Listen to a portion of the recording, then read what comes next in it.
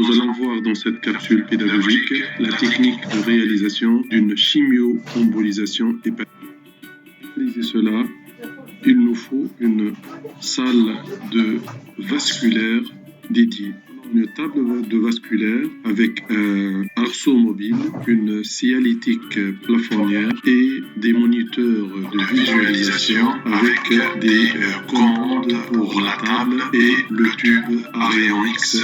Le son du technicien permet de contrôler la procédure à distance. Robot pour lavage chirurgical des mains fait partie intégrante de toute salle de vasculaire comme dans un bloc opératoire.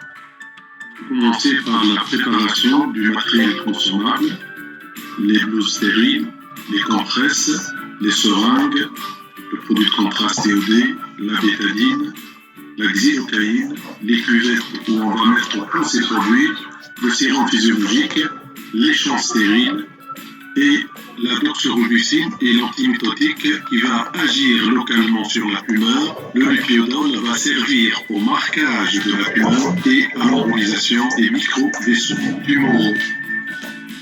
Avant de passer au lavage des mains, on va porter la blouse flambée pour se protéger des rayons X.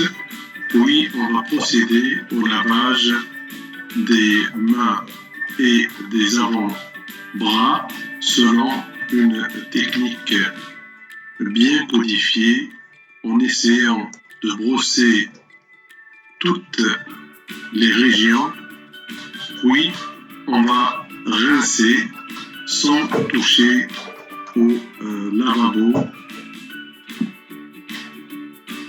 On va sécher ensuite les mains et les avant-bras par du papier stérile. Le pliage du médecin radiologue commence par le port de gants stériles, puis le port de la blouse chirurgicale. Ce geste peut être aidé par le technicien de radio. La préparation de la patiente passe par son installation, puis par le badigeonnage à la bétadine de la zone de ponction.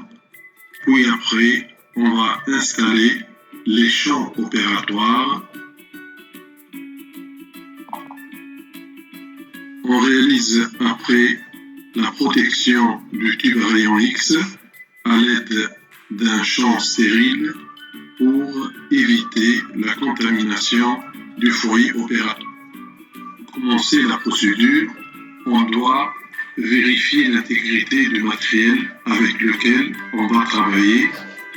On va donc vérifier la perméabilité du désilé, l'intégrité du désilé par injection à travers les différents orifices du désilé, tester le robinet 3 voies et puis passer à la vérification de la sonde qui doit être perméable. Avant de commencer la procédure, on doit vérifier les poux fémoraux pour bien planifier le point de ponction artérielle.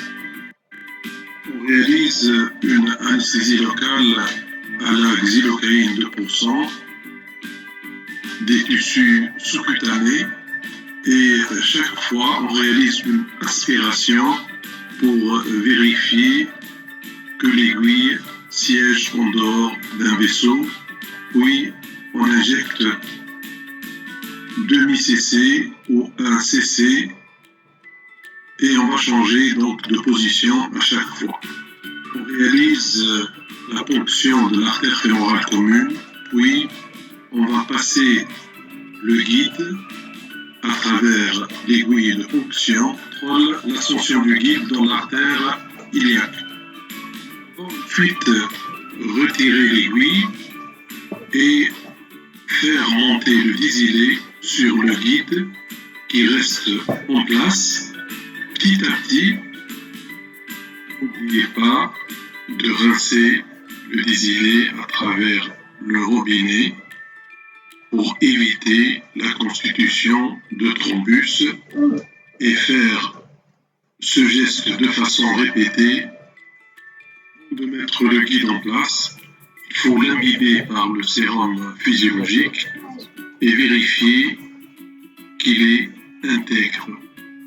Puis, essayer de le remonter grâce à cet introducteur qu'on va faire déplacer le guide par des petits mouvements pour le pousser et on va passer à une vérification scopique sur les moniteurs en regard. On va injecter du sérum physiologique dans le cathéter avant de le remonter pour qu'il soit bien défilé à travers le guide, puis essayer de le pousser sur le guide petit à petit en mouillant le guide par une compresse imbibée de sérum physiologique chaque fois que ça bloque.